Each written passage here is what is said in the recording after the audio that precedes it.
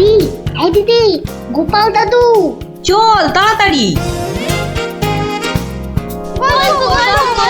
দেখো কাণ্ড, তোরা কোত্থেকে এসে জুটলি রে?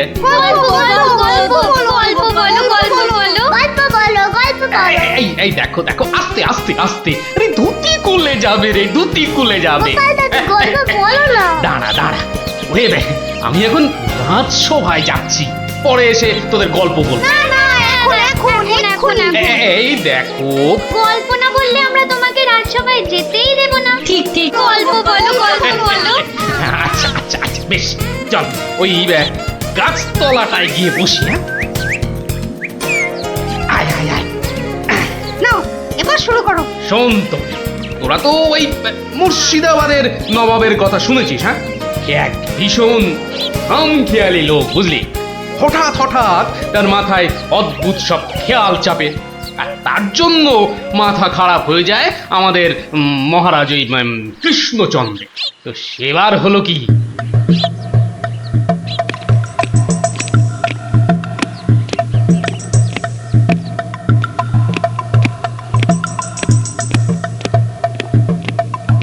অনেক দিন হয়ে গেল এক জায়গায় একটানা বসে আছি। এবার কিছুদিনের জন্য একটু হাওয়া পরিবর্তন করতে হবে। হুজির, জি আগে হুজুর, আমাকে কিছু বলবেন? মুর্শিদাবাদে অনেক দিন হলো পড়ে আছি, এবার আমি বেড়াতে বেরোবো, তার সাথে একটু শিকার করলে মন্দ হয় না। তুমি আমার যাওয়ার আয়োজন করো। আপনি কোথায় যাবার জন্য ইচ্ছা প্রকাশ করেন জাহাপানা? কাছাকাছি এমন কোথাও যেখানকার পরিবেশ চৌস্ত হবে আর শিকারেরও বন্দোবস্ত করা যেতে পারে, এমন কোন জায়গা হদিশ আছে তোমার কাছে? এমন একটা জায়গা আছে বটে, আর সেটা আপনার পরিচিত জায়গা। আমার পরিচিত জায়গা? কোন সে জায়গা? কেন হুজুর, আপনি মহারাজ কৃষ্ণচন্দ্রের কথা ভুলে গেলেন? কৃষ্ণচন্দ্র? হ্যাঁ হ্যাঁ, তিনি তো আপনাকে বারবারই সেখানে যেতে বলেছেন। ওখানকার পরিবেশও অত্যন্ত ভালো, আর কাছে পিঠে বন জঙ্গলও আছে। আপনার মনোবাসনা সেখানে সহজেই পূরণ হবে হুজুর। ঠিক বলেছো হুজি, ঠিক বলেছো। তুমি এখনই কৃষ্ণচন্দ্রকে সংবাদ পাঠিয়ে দাও যে আমি ওর রাজ্যে কিছুদিনের মধ্যেই ছাউনি ফেলবো। তিনি যেন আমাকে অভ্যর্থনা করার জন্য প্রস্তুত থাকেন। যাও।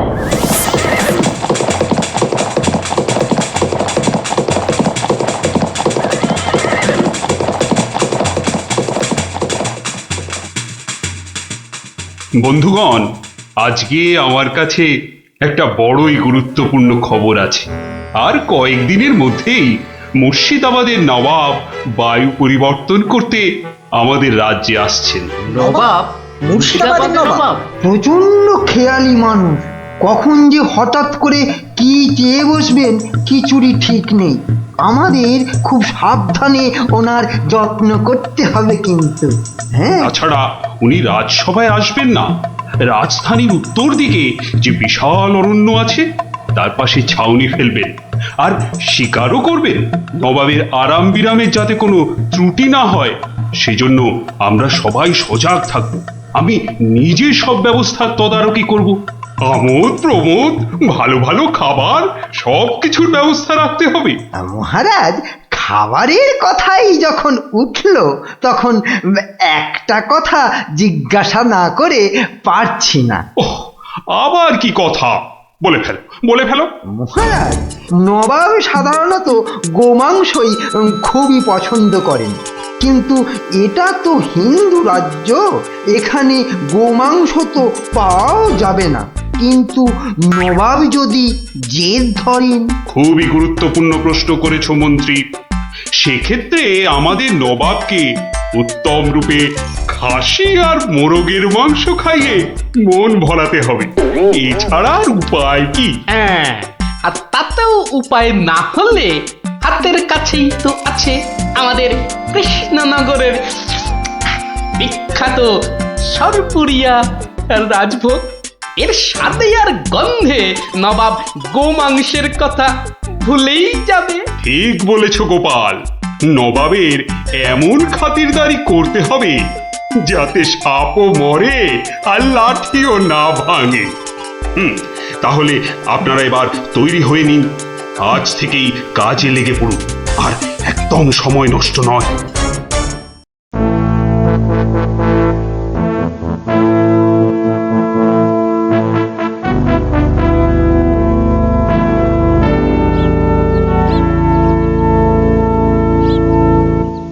বাহ, বহুত খুব, বড়ই জবরদস্ত চিজ।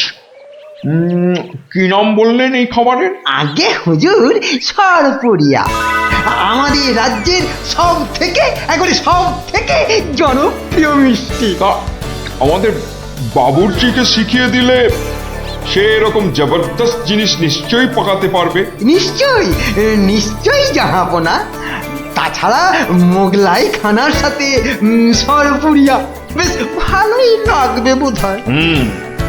ভালোই লাগবে, আর তার সাথে একটু মোগলাই গরম মশলা মেশালে স্বাদ আরো বেড়ে যাবে।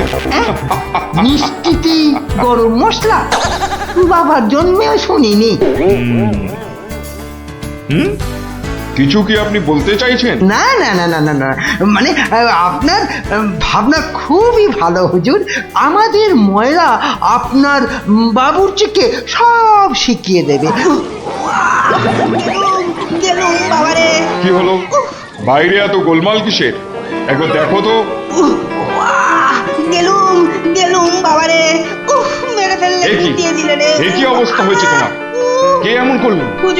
হুজুর ষাঁড়, ছাউনিতে ষাঁড় পড়েছে হুজুর, ষাঁড়। ষাঁড়? ষাঁড় এলো কোত্থেকে? কিচ্ছু বুঝতে পারছি না হুজুর, কোত্থেকে যেন এসে পড়েছে। এই পুরো শিবির একেবারে লন্ডভন্ড করে দিচ্ছে হুজুর। ওই যে শুনুন আবার ডাকছে। ব্যাপারটা একবার নিজের চোখে দেখতে হচ্ছে। এই তোমরা সব চলো তো, একবার দেখি। কোথায় কোথায় সেই বেয়াদব? আজকে আমি বাহ, বাহ, বাহ, বাহ, বাহ, বাহ, বাহ, বহুত খুব, কি চমৎকার ষাঁড়, কি নধর দেহ, যেন তেল চুইয়ে পড়ছে। একেবারে জবরদস্ত গোস্ত। হুজুর আমরা সবাই মিলে এখনই ওটাকে তাড়িয়ে দিচ্ছি। এই না না না, দাঁড়িও না, ইসকো পাকড়ো। পাকড়ো মানে? কি সুন্দর শরীর, চমৎকার মাংস হবে। বেটাকে ভালো করে ধর, আর শুনে রাখ, কাল এই ষাঁড়টাকেই জবাই করে আমার খানা পাকানো হবে। এই মাটি করেছে, এই যে মহারাজ কৃষ্ণচন্দ্রের পিতৃশ্রাদ্ধের বিসর্গসার এবার নবাবের কবলে পড়েছে। ওর আর রক্ষে নেই। যাই তাড়াতাড়ি, রাজসভায় যেতে হবে। খবরটা শুনলে মহারাজ নির্ঘাত মূর্ছা যাবেন। জাহাপনা, এবার আমাকে বিদায় দিন, রাজসভায় যেতে হবে, অনেক কাজ পড়ে আছে। হ্যাঁ, এবার আপনি আসুন। আর আগামীকাল আমি এখানে একটা বিরাট ভোজ সভার আয়োজন করছি। কাল তাই আপনাদের মহারাজকে এখানে আসতে বলবেন। রাজাকে কাল আমি আদা দিয়ে ষাঁড়ের কোরমা খাওয়াবো, বুঝলেন? ঠিক আছে, সেলাম হুজুর, আদাব। আদাব আদাব, হ্যাঁ। আদা দিয়ে কোরমা হবে কাল।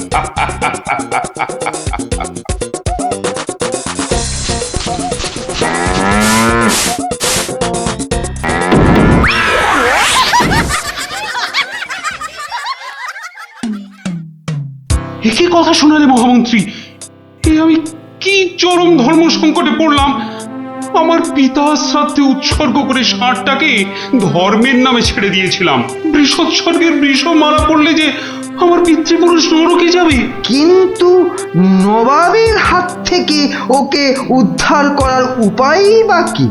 নবাব যাকে খেতে চাইছেন তাকে ছিনিয়ে আনার চেষ্টা মানে তো রাজদ্রোহ বই তো কিছু নয়। তাই তো, ওরে বাবা, সর্বনাশ হয়ে গেল, সর্বনাশ হয়ে গেল। হিন্দুর নগরে গো হত্যা হলো, আমার পিতৃপুরুষের নরকবাস হবে। কোনো উপায় নেই ঠেকাবার। যত সব বদমাইশ নবাব। আমাদের এ কি সর্বনাশ হলো, কি সর্বনাশ হলো! থামুন, বিপদের সময় একটা বুদ্ধি দেওয়ার নাম নেই, আবার নাকি কান্না কাঁদতে লেগেছে। সবাই সবাই একদম চুপ করে থাকবেন। আমাকে আমাকে একা ভাবতে দিন তো, দেখি দেখি কোনো শেষ রক্ষা করতে পারি কিনা। আগে মাফ করবেন মহারাজ, আমার উপর ভার দিলে আমি ষাঁড়টাকে নবাবের কবল থেকে খালাস করে আনতে পারি। কার সাথে টক্কর দিতে হবে বুঝতে পারছো? এ হলো স্বয়ং মুর্শিদাবাদের নবাব। আমার উপর ভরসা রাখুন মহারাজ, আমার জেদ তো আপনি ভালো করেই জানেন। তুমি বোধহয় নবাবকে ঠিকভাবে চেনো না। নবাবের মতো বদরাগী লোক রসিকতায় ভোলেন না। আপনাদের নবাবও কিন্তু আমাকে সম্যকভাবে চেনেন না। আপনি বলুন না মহারাজ, আমার দৌড় ওনার জানা আছে কি? তুমি ঠিক কি করতে চাও? আমি তো কিছুই ভেবে কুল পাচ্ছি না। আপনি শুধু একটা ছোট্ট কাজ করুন। ছোট্ট কাজ? ছোট্ট কাজ কিরকম? শুনুন মহারাজ, আর আপনি নবাবের নামে একখানি পত্র পাঠান। আমার কথা বলুন বলুন বলুন বলুন, আপনি আমাকে পাঠাচ্ছেন। তোমাকে পাঠাচ্ছি? কেন? কেন? স্রেফ নবাবের মনটা একটু ফুরফুরে করে দেবার জন্য আপনি আমাকে পাঠাচ্ছেন। গোপাল, আমার কিন্তু ভয় করছে। তুমি কাজ হাসিল করতে পারবে তো? ধরে নিন আপনার ষাঁড় আপনি ফেরত পেয়ে গেছেন। দেখুন এবার আপনার গোপালের খেল দেখুন। বেশ, তোমার কথা মতোই কাজ হবে।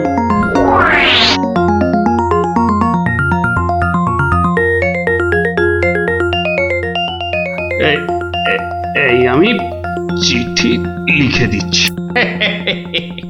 প্রণাম মহারাজ, এই চললাম আমি ষাঁড় উদ্ধার অভিযানে।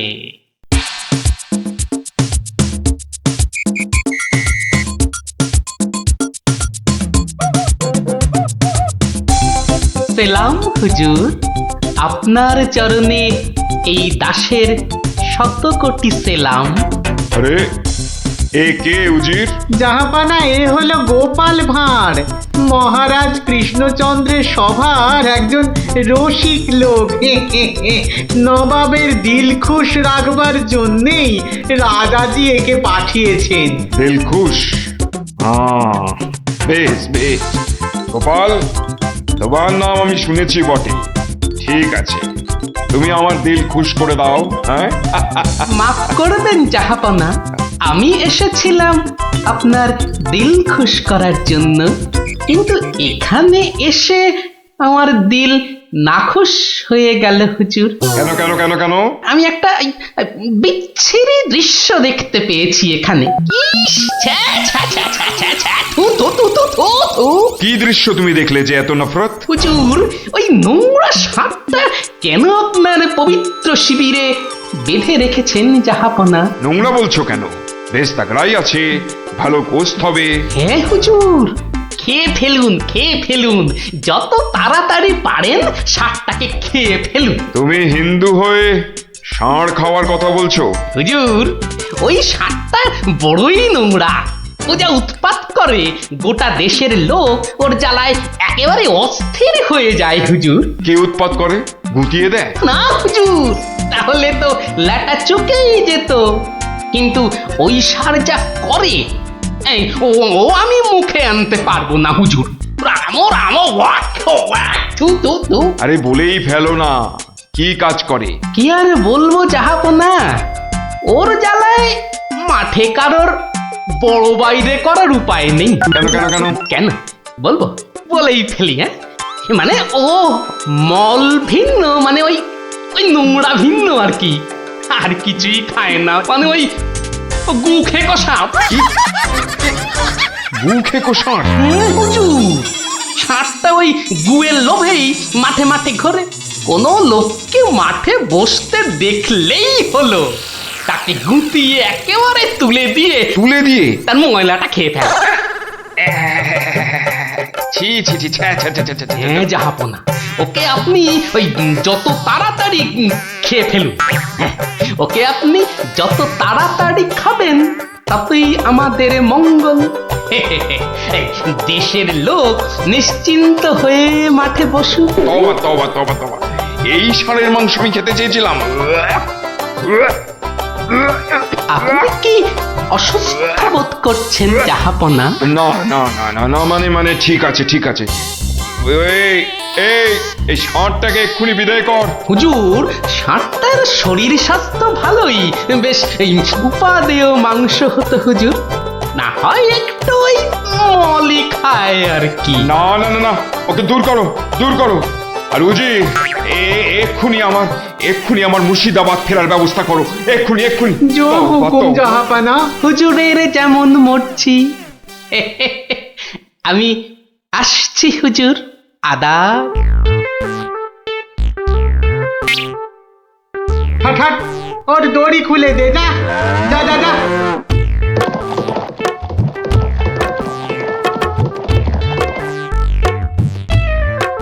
ধন্য ধন্য তুমি গোপাল, চমৎকার চমৎকার তুমি। ভাবা যায় না, তুমি আজ আমাকে ধর্ম সংকট থেকে বাঁচালে। মন্ত্রী মন্ত্রী, গোপালকে 2000 টাকা পুরস্কার দাও এক্ষুনি। মহারাজের জয় হোক। ব্যাস, নবাব ষাটটাকে ছেড়ে দিয়ে মুর্শিদাবাদ পালালেন, আর আমাদেরও ঘাম দিয়ে জ্বর ছাড়লো। তোরা সব খুশি তো? হ্যাঁ, এবার তাহলে আমি রাজসভায় যাই। কাল কিন্তু আর একটা গল্প বলতে হবে। আচ্ছা বাবা, আচ্ছা, বলবো বলবো।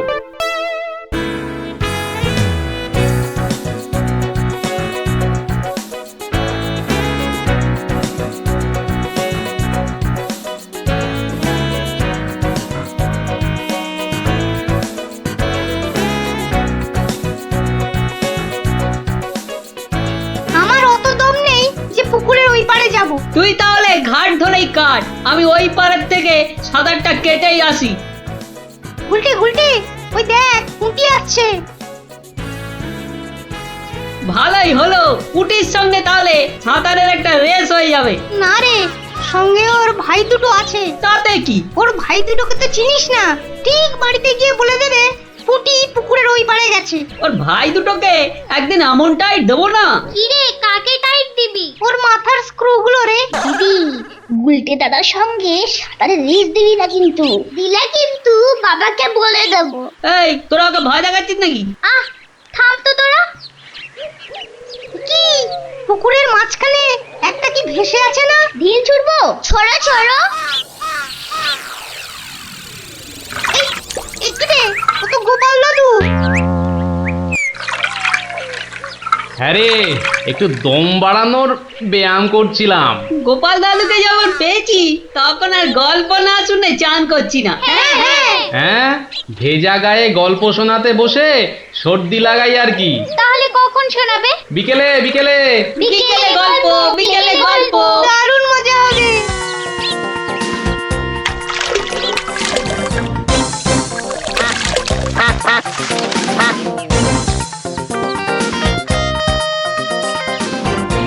গোপাল দাদু আজ বড্ড দেরি করছে। ওরে, সবুরে মেওয়া ফলে। ঠিক বলেছিস। আচ্ছা পুটি, তুই বইয়ের ওই প্রবাদ বাক্যের জায়গাটা খুব ভালো করে পড়েছিস না রে? আবার শুরু করলি তো, সব সময় পড়া পড়া। ওই তো গোপাল দাদু। দাদু, আমরা তোমার জন্য কখন থেকে বসে আছি। বসে বসে কুমুদ ধরে গেল। চল চল চল, আর দেরি না করে শুরু করি তাহলে গল্প।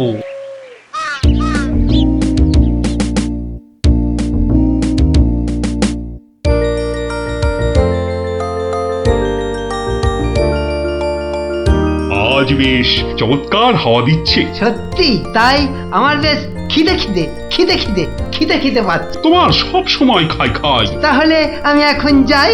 এই গাছের তলায় একটু দাঁড়াই। আমি বরং গাছের বাঁদরটাকে তাড়াই। হ্যাঁ, এই তোমার উচিত কাজ। আজ দারুণ হয়েছে আপনার সাজ। তখন থেকে দেখছি তোমার ছন্দের টুকুট। এই যা, বাঁদরটা নিয়ে গেল আপনার মুকুট। এবার কি হবে? আমার আমার মুকুট নিয়ে এসো, যেভাবে পারো। এই এই দে দে মহারাজের মুকুট, দে দে বলছি। কি কি মন্ত্রী, এই যে ভয়ানক দুষ্টু বাঁদর। ওহ, এভাবে হবে না মহারাজ, ওকে বন্ধুর মতো করে বোঝাতে হবে। আমার তো কখনো বাঁদর বন্ধু ছিল না, কি করে বোঝাবো? আমি বোঝাচ্ছি। ওরে ওরে পুচু মুচু কচু, বাবাটা বাবাটা সোনাটা মনটাটা আমার মনটাটা আমার পুকুটা মুকুটা দিয়ে দাও সোনা মানা, দাও মানা, দাও দাও মানা সোনা দাও।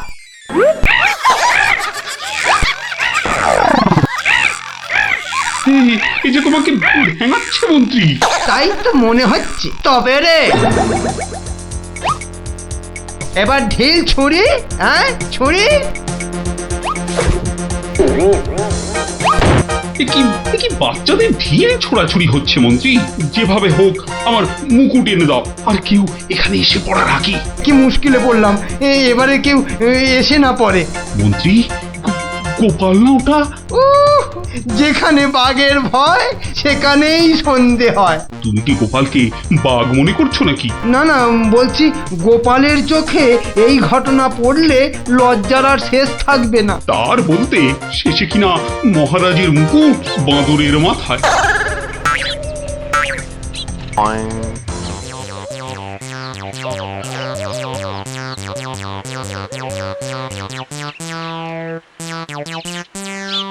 এ কি মহারাজ, লুকোচ্ছেন কেন?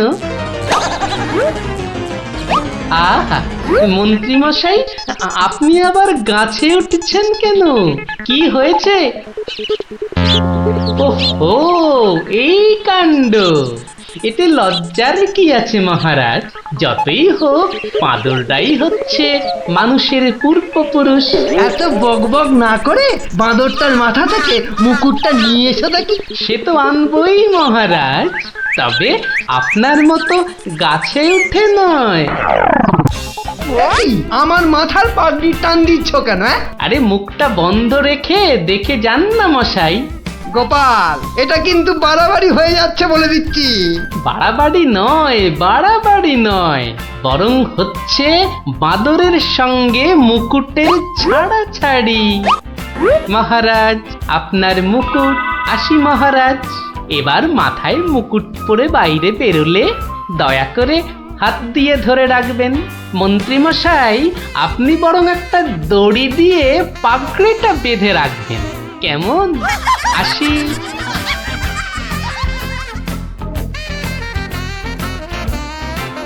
কিভাবে গোপাল বলল দেখলেন মহারাজ? শুধু দেখিনি মন্ত্রী, শুনেওছি। এর একটা বিহিত করতেই হবে, করতেই হবে। তুমিও ভাবো আর আমিও ভাবি।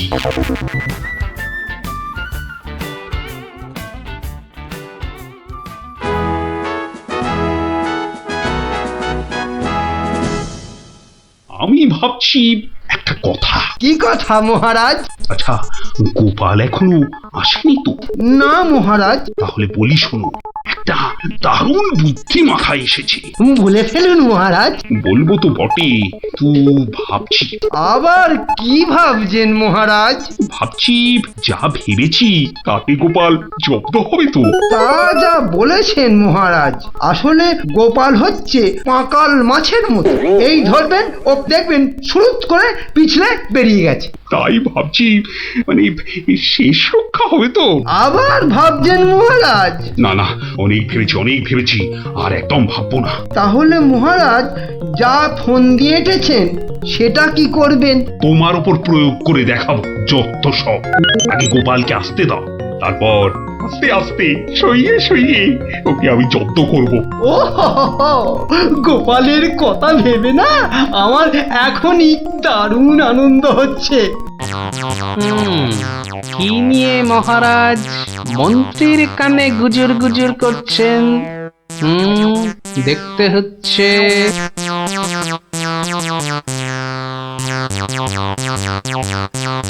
মহারাজ, গোপাল আসছে। আরে আসুন গোপাল বাবু। জানতাম কোনো ফোন দিয়েছে। দেখা যাক। একি মহারাজ, আমার মতো অধমকে কি বাবু বলাটা ঠিক হলো মহারাজ। বুদ্ধিতে তুমি শ্রেষ্ঠ, তাই তোমাকে বাবু না বললে অপমান করা হয় নাকি? গোপালের মান তার আবার অপমান, ঢং। মহারাজ, এই ছোট্ট একটা বলের মতো মানুষের যখন মানই নেই, তখন আবার অপমানের কথা আসছে কেন? ইস, তোমার যখন পছন্দ নয় তখন তোমাকে গোপাল বাবু বলবো না, কিন্তু তাহলে কি বলবো? কেন মহারাজ, ও তো আমাদের শুধু গোপাল নয়, একেবারে নাড়ু গোপাল।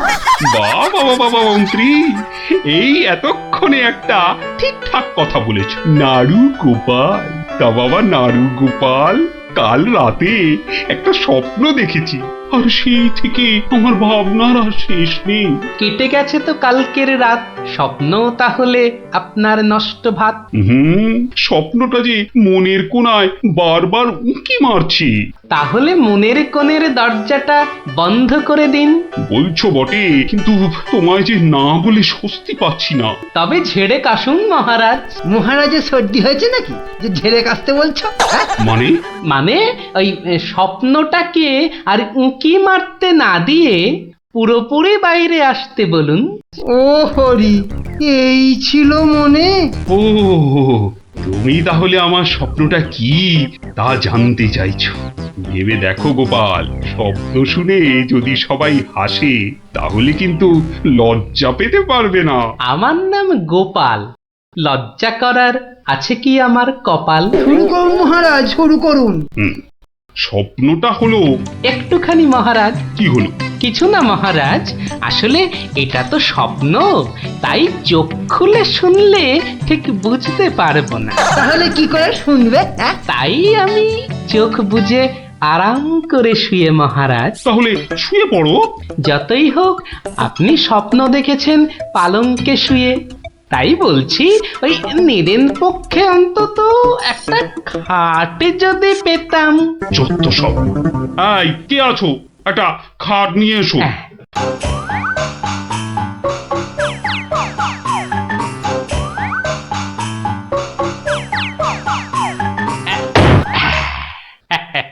এই তো, এইবার একটু আরাম করে শুই। এইবার বলুন মহারাজ। আমি আর তুমি একটা সরু পথ দিয়ে হাঁটছি। মহারাজ এক মিনিট, এক মিনিট। কতটা সরু মহারাজ? ওই মন্ত্রী মশাইয়ের শরীরের মতো নাকি?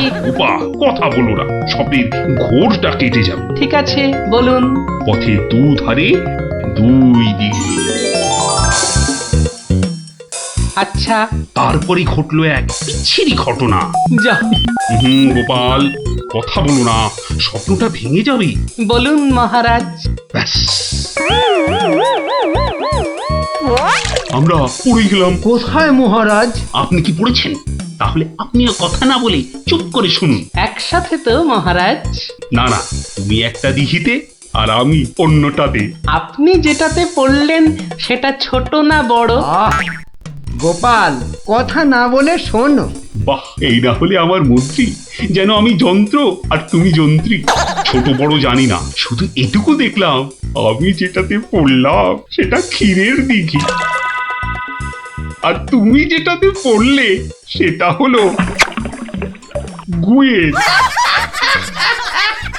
বলেন কি মহারাজ, গোপাল একেবারে গুয়ের দিঘিতে? তাই তো বলছি, কি বিচ্ছিরি ব্যাপার। গোপাল এবার মোক্ষম জব্দ। গু কথাটা শুনতে ভারী মন্দ, একে একটা অন্য নাম দিলে হয় না মহারাজ? দিনা দিনা, সভাকবি, আমারও কেমন গু নামটা কানে বড্ড লাগছে। তাহলে বরং বলি, গোপাল গিয়ে পড়িল মলের দিঘিতে। মলের দিঘিতে? আচ্ছা মহারাজ, মহারাজ, মল কি নরম ছিল না শক্ত? নরম না শক্ত? গোপালই ভালো বলতে পারবে যে মলটা কিরকম ছিল। ব্যাস, এরপরেই আবার ঘুম গেল ভেঙে। কই গোপাল, এবার চোখ খোলো, মহারাজের স্বপ্ন যে ভেঙে গেল। হ্যাঁ, কি গোপাল, একেবারে চুপ মেরে গেলে যে। লজ্জায় গোপালের মুখ চোখ সব বন্ধ। উহুম, উহুম। আমার স্বপ্ন যে এখনো শেষ হয়নি মহারাজ। তাই নাকি? হয়েছে হয়েছে গোপাল, হয়েছে। গোপাল, তুমি এইবার মহারাজের কাছে দারুণ জব্দ হয়েছ। ওঠো ওঠো, লজ্জার মাথা খেয়ে এবার বাড়ি যাও। হ্যাঁ, এইবার আমার স্বপ্নটা ভাঙলো। মানে? মানে মহারাজ, কাল ভোরে আমিও একটা একই রকম স্বপ্ন দেখেছি, বলো। কিন্তু আমার স্বপ্নটা একটু বড়। তাই স্বপ্নটা শেষ হবার জন্য একটু অপেক্ষা করছিলাম মহারাজ। আর জানেন তো মহারাজ, ভোরের স্বপ্ন সব সময় সত্যি হয়। তাই? তাহলে বলো, তুমি আর কি দেখেছো? মহারাজ, আমরা তো দুই দিঘিতে পড়লাম, আর তারপর তারপর তারপর তারপর কি? তারপর কি? দুজন দিঘি থেকে উঠে পড়লাম। তখন মহারাজের গা ভর্তি ক্ষীর আর আমার গা ভর্তি থুরি থুরি ময়লা।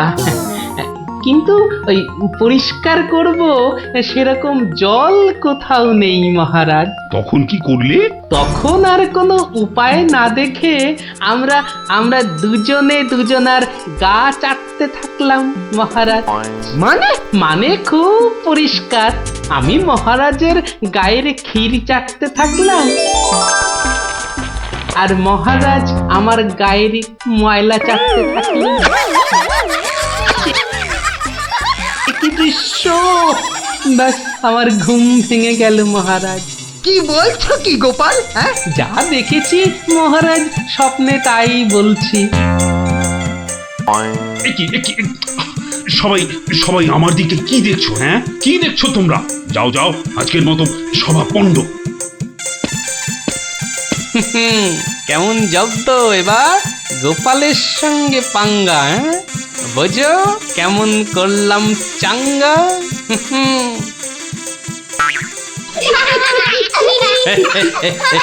এই জন্য বলি, করতে গেলে ফাইট হতে হবে টাইট, বুঝলি? সত্যি গোপাল দাদু, তোমার জবাব নেই। আর একটা হবে নাকি দাদু? দিনে একটাই গল্প যথেষ্ট, আর নয়। তাই তো বলি গোপাল দাদু, আর তার গল্প শুনতে হবে অল্প স্বল্প। এই তো, আমার গল্প শুনে শুনে দেখছি তোদেরও বুদ্ধিও খোলতাই হচ্ছে। হ্যাঁ